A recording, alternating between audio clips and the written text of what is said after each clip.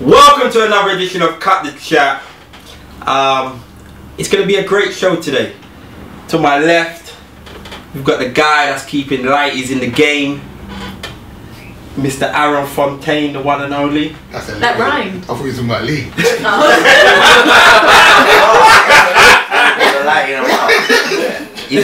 He's a coolie thing. He's a coolie thing. Aaron, welcome.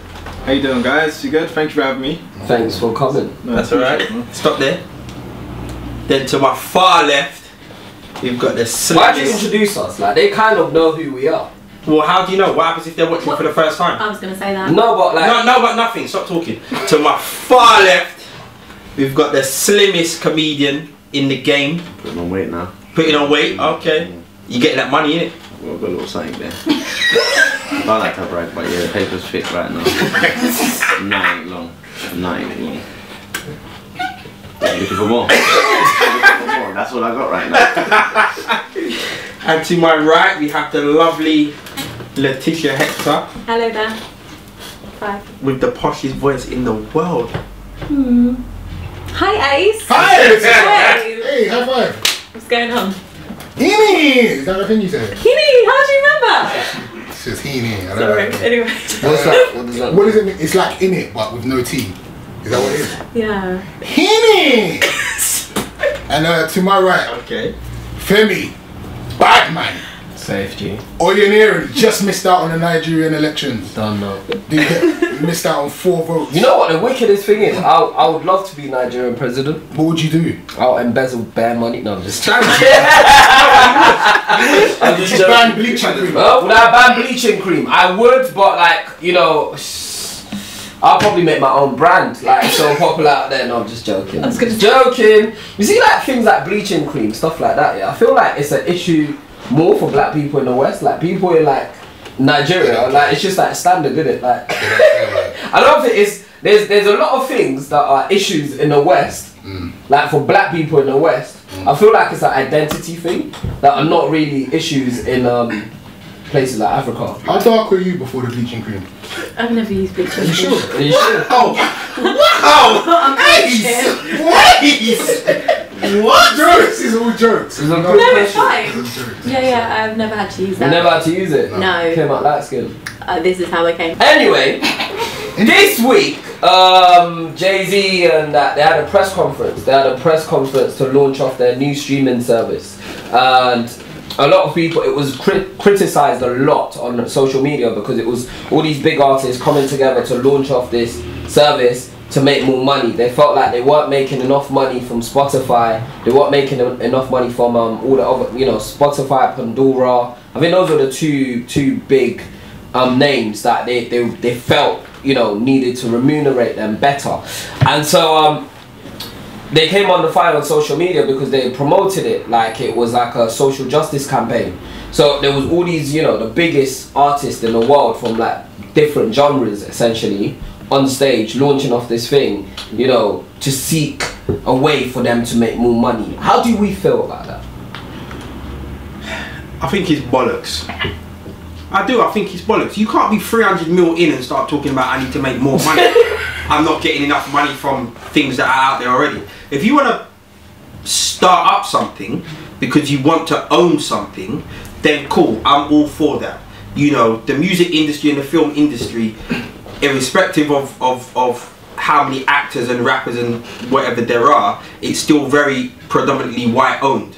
So if black people are going to come together to own... Madonna was there, but that, you know, what I'm saying, black people are going to come together to have black products and black company to generate black money to help black people, then fine. But that would be 300, 400 mil nice, and you're talking about I'm not making... No, that's not an argument though. But why is it not an argument? Of course it is. Because everyone wants more money. I'm not saying you don't want more money, but like... You don't put up your prices for trims in January. You want more money because like you think your time's valuable. No, but everything else has gone up. Yeah. We barbershop hasn't put up our prices for like 10 years. Let me ask you a question. How do you know they're If you're the main earner in the shop, yeah, and there's 4 other barbers, yeah, and it's busy, yeah, you're making the most money, and they turn the other barbers say, well, you know what, then free up some of your customers and let us make some money. You can have a problem with that. No, the worst thing is I won't have a problem with that. because there are times when I've actually got too many customers to cut. The issue is, you've got the time to cut these. No, the issue is, it's your choice because you're the customer. You come and sit down in this barbershop and you can go to whoever you want. The fact that you want to wait for me, I'm loving that. But at the end of the day, you need to understand what I put in. But don't you charge more money if I've booked a review? Yeah. And then you're taking ages. Yeah. And I say, are you free now, Rocky? Yeah. He takes like some tax off him. Or No, Rocky. Whatever you cut is your money. That's nothing to do with me. Even though I had an appointment with you. If you have an appointment with me and then you decide, if I'm running 5 minutes late, you're like, nah, I want to cut now, and you go with somebody else. That's it. That's their money. That's nothing to do with me. That's because I heard back in the day. Nah. You heard wrong. You heard wrong. If I went to someone else, it's like, no. X amount of money. Oh no. If you seriously heard that, then whoever said that is just chatting crap. But do you think this, like, because I suppose the unique thing about this service is that it's gonna be like better quality music, like HD music, and it's gonna be, because MP3 is really compressed, right? And MP3 is probably the worst format to have. You're like a DJ, right? So you could probably like, so you don't think MP3 is like? Yes. I've heard MP3 sound dead. MP3 is like really dead because it's so compressed, right? And so like the aim is to have like a high quality streaming service, but also to give users like more content. But it's for £20 a month. But Apple have released data to show that most people only spend £46 a year that on iTunes, that spend money on iTunes. But there's some people that don't spend money on music at all. My little sister doesn't think you have to pay for music. That's my point. So they're thinking, do you know what? There's people that don't spend money on, like, there's people that have got every album right now, but have never paid for never paid for an album in their entire life. So artists are looking at this and saying, you know what, we need to find a way to make more money. So what are they offering? Why do they think that kid? Why do they think? No. What they're offering is. Are they offering a better quality? They're offering a better quality of music, and also they're offering some exclusive content. Do you know what Russell Simmons has done? Gone. His website. He's got a website, and it's for artists, like up and coming artists. And what you do is you upload your music on there. You could be any artist. You could be a dude from down the road, anyone. You could upload your music on there, and he goes through and he picks his top 10 tunes, top 10 songs, and he broadcasts it everywhere. Like, he puts it all on his sites and everything. This is my top 10 song of this up and coming artist, and he's helping pushing that artist. I don't know what this is almost like a top down music. This is a top down thing. It's almost like Beyonce, Madonna, Daft Punk, Rihanna, all these top artists. No, it's about they own part of this streaming service. They want to make more money from their music. And because, that's my point. You know, I think someone got 160 million views on Pandora, which is like a radio station, and they got like a $4,000 dollar check. I think, and you know, the point is, their sweat and blood went into that, and so like they need that. Their music needs to be monetized in a more meaningful way for them, because like, you know, how are you getting 160 million listeners, like people plays, and getting $4,000 as a big artist? So they're offering more. No. The point is, you pay $20, but a lot more of that money would go to. They will get like $16. So what do I get for $20? Exactly. This is the point. What am I getting for $20? You get HD quality sound. So I pay $20 a month. And then when your album comes out, I still have to buy your album. No. You can stream it. You get access to all music that was ever made in the world. Let me tell you what. It's like Spotify, but better. So yeah, it's like Spotify, but it's meant to be better. You get access to all the music. Because I've got Spotify, but I've still got to wait sometimes for artists to release it on Spotify, because sometimes artists don't want to release it on Spotify because they don't make money from it. And so you think it's a much better service than potentially? Well, I didn't really know much about Tidal, but the way you're explaining it to me, I'm for it. So you pay $20 a month to hear like Jay-Z stuff? What is that, like $12.95? Like, yeah. I pay £10 for Spotify a month, so I would. Oh, so you're one of the paying users of Spotify, one of the 50 million. I pay for music. Awesome. Let me tell you what I stand on this. The last album I bought was Fugees. That's exactly my point, because people don't buy albums, people don't do it anymore. But don't you can't go our price and buy albums anymore. No, but don't you think? So these artists need to make money for their music. No, but don't you think? Don't you think? No, the point is that we've got to a place where music, actual trying to sell music, what they need to understand is that really and truly for the new generation, people don't actually want to buy music. The value of music, selling music, has been lost through the creation of MP3. But don't you think this is why they're doing it? No, but this is the point. It's like you're trying to get a whole generation to reverse their way of thinking when they could get it all on a website. They could just Google it and just get it in 2 minutes. YouTube, make a playlist, put it connect it to a speaker, go in the bath, do your thing. Downstairs, it sounds the same as a compressed file. I don't listen to my tune saying, that tune could have been compressed. I'm just not in favour of all these people that are super, like the most well off in the world, that you want to come up with some new way of making yourself more money and just hide it under a guise of, oh, where you understand? But whatever. We need to move on. Moving on. So, we've got the lovely Aaron Fontaine and Letitia Hector in the lovely studio today because it's actually really a barbershop. A lovely studio today because a great thing is happening.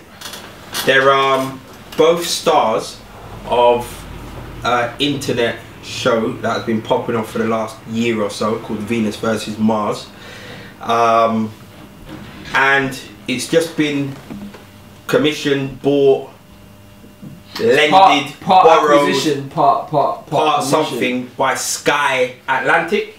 I love that. Sky Atlantic. It's not Sky Atlantic. It's Sky Living. Sky Living. Sorry, it's not Sky Atlantic, but it sounded cool. I felt that you have it. H2O is getting to me. Stick to by Sky Living, and I'm excited about this. I'm very excited about this. When's the first showing? April 9th.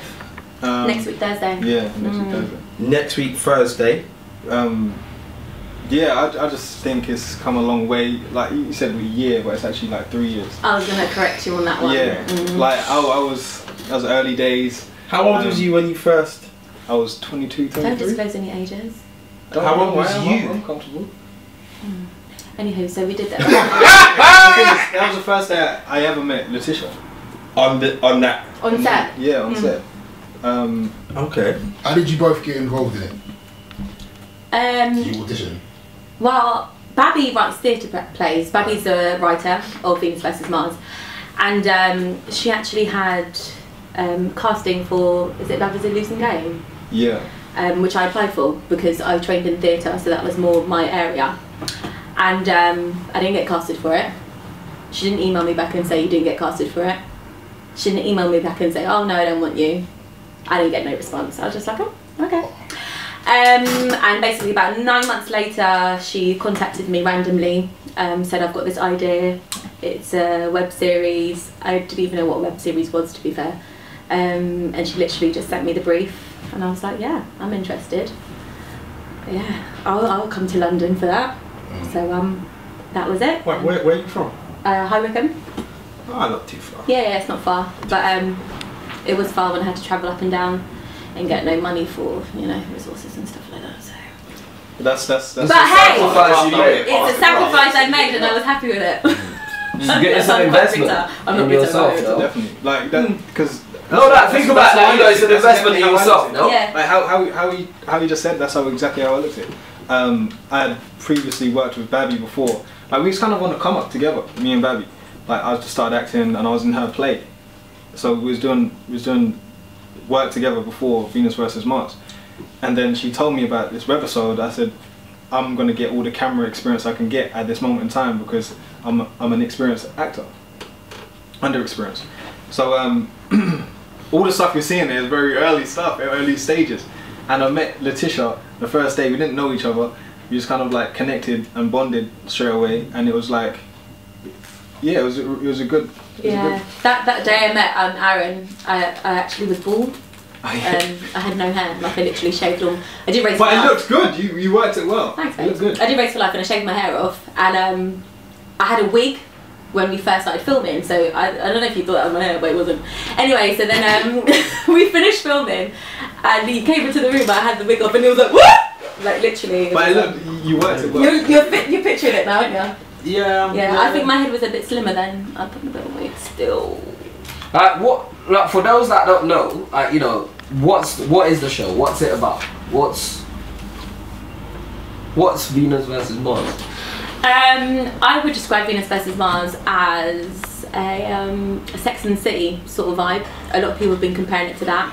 Obviously, it's a UK version of a young girl living in London in her mid-20s, independent to some respects, and she's on the search for love, and she just keeps on having unlucky times with the guys. So what would I expect to see? Like, you know, if I watch it, like if I watch an episode of Venus versus Mars, like what is it? Is it, what would I expect? What would they experience? What's the journey?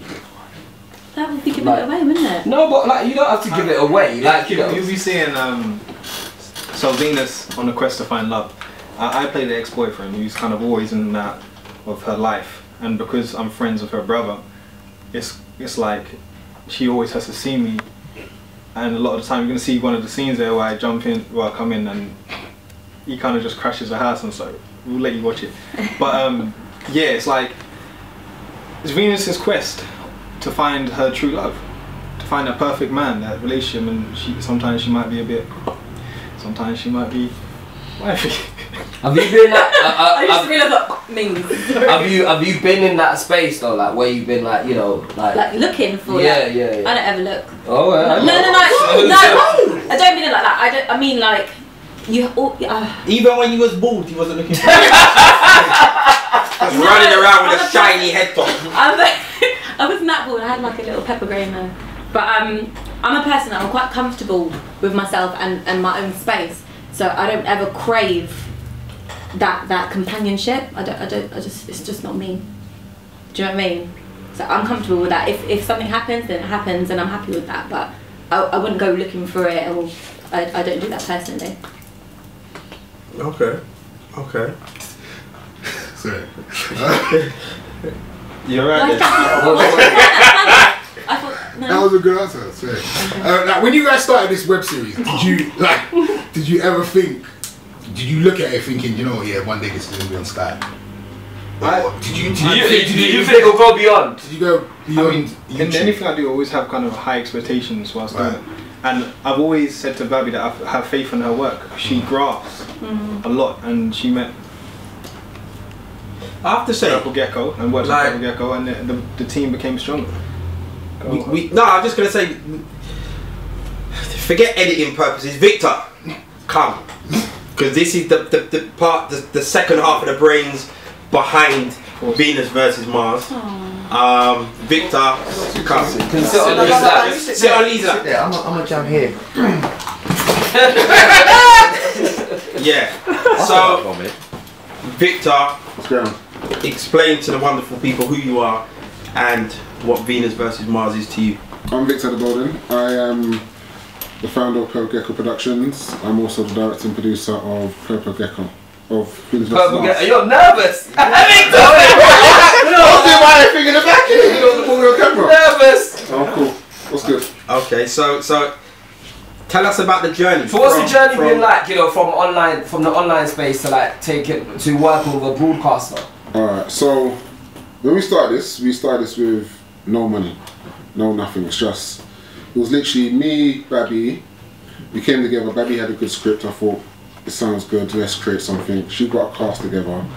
We didn't offer them nothing, literally. No money, no travel money, no nothing. Everyone came because they believed in the project and they were hungry and they wanted to create something that was good and amazing, that was different as well.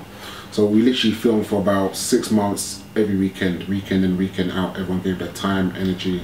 They come down on Saturday and Sunday from the break of dawn to late evening to film 6 episodes we put online. Everyone loved it online, got close to 1 million views, won the Screen Nation Award, got featured in The Guardian, this and the other. We went about creating a 2nd season along the same kind of route. In between time, Babi was sending messages out to all the channels, trying to get some interest, see if anyone wants to pick it up. Luckily enough, Sky came back to us, went in there for a meeting. They said they really liked it, and they want to take it to Sky Living. At first we were like, what's this going to be all about? You hear stories about when a TV network gets involved, they're going to take all creative control, they're not really going to let you do your thing, it's going to turn into their show, not really your thing. Sky was good enough to literally allow us to do whatever we wanted to do. They gave us near enough full creative control to create a 10-part series for Sky Living. So what you're going to see in Sky is a combination of what we previously shot for the first 3 episodes, and then for the following 7 episodes, it's totally new content that no one's seen before. So what was it like for me? Like obviously, I know, but like you know, for the purposes of the people that don't know, what's it been like to go from having a crew of just yourself and say Babby and Will to like having a crew of 30 people? Like 1 minute it's just you. It was weird. 1 minute it's just you, and then it's like 30 people. It was just me and Will. Like I directed, and I was a sound guy, and Will was a camera guy and a clapper loader, and we were the whole team. And then come to Sky, we've now got a budget to literally hire a team of about 20-30 people. And whereas, for example, even someone like Letitia, whereas before, when we're about to shoot a scene, Letitia will take the clapper and be like, she'll say that, yeah, scene, whatever, clap, put it down, and she'll start acting. When we have the team now, there's times where she'll be like, do you want me to do it? I'm like, no, this is to do that. We've got a dedicated person that does that. You don't need to do that no more. She'll be like, oh, okay. So it's weird when you got such a big team coming from such a small team, and it was a weird experience to getting used to, but it's nice. It's nice to be able to concentrate on just directing. And because when you're doing it all yourself, it's quite easy to forget things or let things slip through the cracks when you're trying to put on so many different hats and do so many different things. But when you've got the opportunity to just direct, you can focus purely on that and try to get the best out of what you're trying to do. Aaron, in the in-between period, you went on Hollyoaks. Was that a question or a statement? No, you went on Hollyoaks. And how did that happen? How did that come about?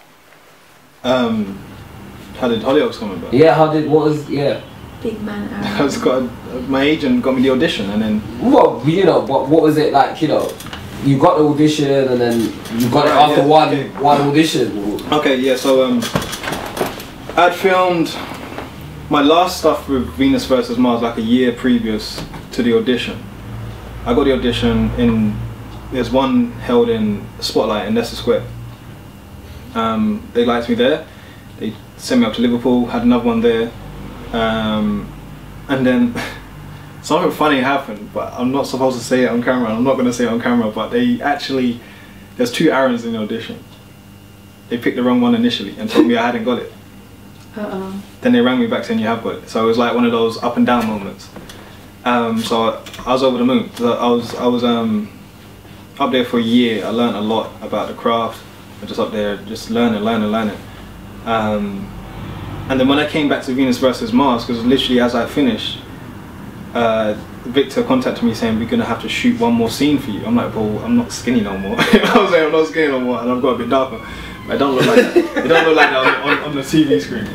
But yeah, so I got on set. And I was like, oh wait, you got storyboards now. Okay, we got shot list as well. I'm like, all right, cool, moving up.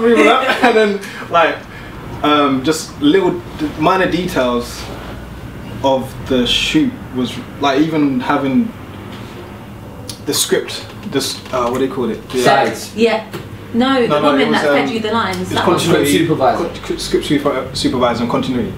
So even her being there, it was like, okay, let's do this. Yeah. Like this is good. This is like it made a big difference. Yeah, you could see that I saw the transition from the beginning, and from season 1 online to season 2 online, there was already a huge transition because it stepped up a lot. Like the writing stepped up, the production stepped up. Like there's different shots, there's different ideas, there's different creativity going on. Everyone's performances stepped up, and then when it got to filming for Sky, it's went. So just putting the Venus vs Mars on pause, because that is what we're here for. We're just going to do a little mini interview with you. We're going to get to you. Hold tight, drink your juice. Okay. Be cool. You know, scratch the pepper grains. So you just come back from America, right? LA, yeah. How was that? What was you there for? I was there. I'm a traveller, so I'm from Luton originally, right? So when I was 18, I moved out, and I said, you know, I'm just gonna do what I want to do, which is acting. So I went to LA, and I said, I'm gonna go there. I've got enough connections. I'm gonna go there, and I'm gonna meet people, and I'm gonna get management, at least management, not even an agent, but at least management. So I went there, and I had various agent meetings and various management meetings. I signed with an agent out there who I like when they top 30 in the world, I was very pleased with signing with. Like it was like it was the right time for me to go because I had previously got the experience from Hollyoaks, and I said to myself before I even got it, before I even knew Hollyoaks existed in my life, I said once I get one thing, I'm gone. I'm gonna gain that experience, better myself at what I do, and really dedicate myself to that craft, and go and attack like I did in London. I came to London. I'm not from here. I didn't have nothing here. I didn't even have an acting career here, and I just said I'm gonna do this. I'm gonna take people's jobs, and that's what I really kind of did. Yeah. But yeah, like and that's what I did in LA, and I went out there with my boy. He done really well as well, and it's just it became a choosing game. Like this person's saying they want to give you this person's saying they want to give you that, but then you have to pick between define what's real and what's fake, because everything's a show there. And then the agent I signed with, I really thought he was hungry as me, and he believed in me. So yeah, I was happy with who I signed with. So before Hollyoaks, like Venus versus Mars, that was only on the internet. Hollyoaks was like your first mainstream thing. What was it like going from kind of technically nobody to being recognised in restaurants, train stations? Like even when I was cutting your hair here, there'd be people walking past, and you know, you remember that Sunday when that guy came in, and it was just weird because it was a guy, but he's come in, he's asked for a trim, sat down, and he's just staring at Adam. Sorry, Aaron. The apple. Just staring at Aaron for about an hour. Then he said to him, "Are you from Hollyoaks?" As soon as he said yes, the guy started sweating. He started shaking, and then just dipped out. I don't even think he's come back to the barbershop since. Like, I don't know what you done to this guy, but like, what's that been like for you? You know, as a young dude to kind of like go from being, you know, from just walking around to getting recognised left, right, and centre. I think I've had a lot of groundwork in terms of that as well. Being around people, the likes of Richard Blackwood, and Amel Amin, and even Femi. Like, I met Femi in Choice FM. There's something common. I don't know. Sorry, little man. I get it, thank you. You didn't have to say that, by the way. You didn't have to say that. But I met Femi on Choice FM, right? And I was a runner on Choice FM. Before I was an actor, I used to call myself a presenter, but I was doing running around on radio, and then I became a co-presenter with Richard Blackwood. But being around Richard and that type of profile, he gets stopped all the time. You see the way you study these people, the way they handle it, their humility. So you kind of pick that up as well. But then I always said to myself, I treat them how I treat, say, someone like James Earl Jones when he came into the studio, or how he treated me. Sorry, humble. He was nice. Like you get some stars, or who I'm not mentioning no names, but you get some people who are not really that famous with one little thing, and then their heads everywhere in the clouds. James Earl Jones, a legend. He was humble. He was there writing notes in his script. I was picking up all of this because I knew I was going to be an actor. He's writing loads of notes in his script. He's been doing Cat on a Hot Tin Roof for like months on end. And I said to him, "Why are you still writing notes in your script? You know it off by heart." He said, "Because there's more than one way to tell a story. Every night I tell it different." That kind of greatness, you can't buy that. So being around that, it gives you humility. It makes you respect those who recognize you for your craft a lot more. And also, I don't think I deserve that yet. In terms of people coming up to you and saying pictures and stuff, blah blah. It's nice. I don't think I deserve it yet. I haven't done enough for me to deserve it. So when I deserve it a lot more, I will put myself out a lot more. And I don't really speak about what I do at the moment because I don't feel like it's worthy of speaking about. I like to let the work speak for itself. So, and stay humble. Sky Living. 9th of April, next week Thursday, right, Letitia? Everybody be able to see what you do. Young Letitia Hector. Hello there. Hi. Hi. How are you? I'm great. How are you? Is this your first? Is Venus versus Mars your first kind of major acting event? Definitely. Was you acting before? Yeah, but not in the TV film sort of area. What was you doing before? Theatre. Okay. when I was growing up, I always wanted to be a singer. And then after school, I was like, no, I love musical theatre. So I went into musical theatre. That was my passion. That was my aim. Still my passion now. I love musical theatre. And I never ever I could never imagine myself doing like TV and film stuff. Sometimes I see characters and I'd be like, oh, I feel like I could do that. But yeah, no. Are you ready for the level of fame that TV brings? Because it's different from online. Like it's not the same. No, it's totally different. It's like Femi still gets it now, and Femi ain't been in nothing for like. Customers in the barbershop are still like, hey, wait, you're. You know what I mean? I'm in awe of Femi every time I see him anyway. He's got a cool grown uncle swag about him.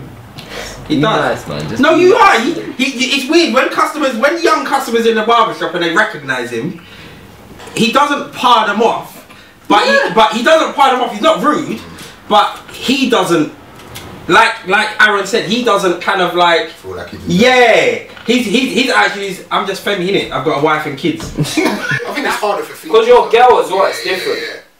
Why'd you say that? Because you can't go to the shop looking brucker. Was I saying that to you the other day? I'm quite a casual person. Like aside from Venus versus Mars, I will leave my house.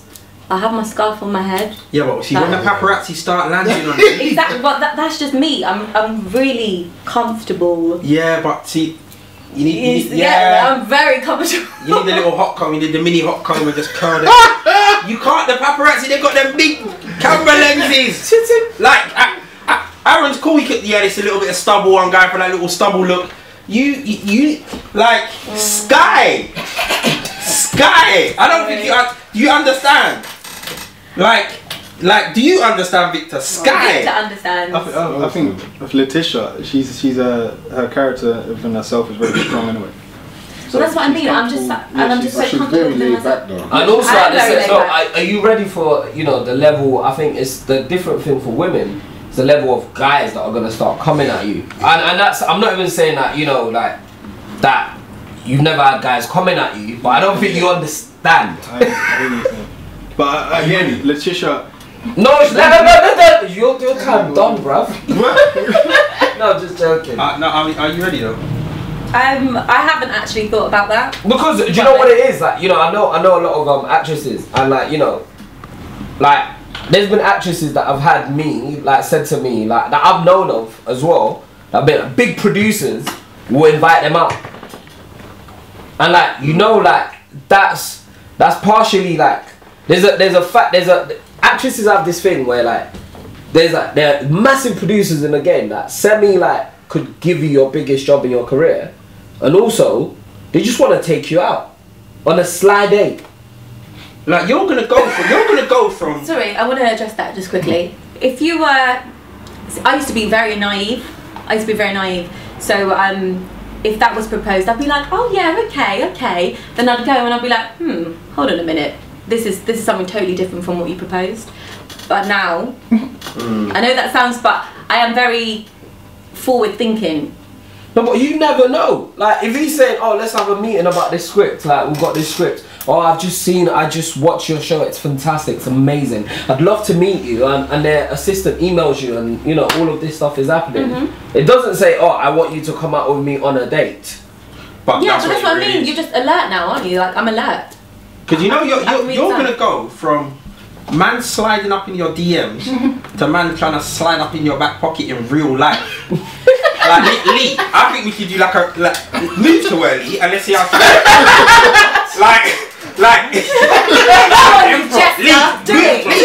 improv. This is you. Yeah, ready?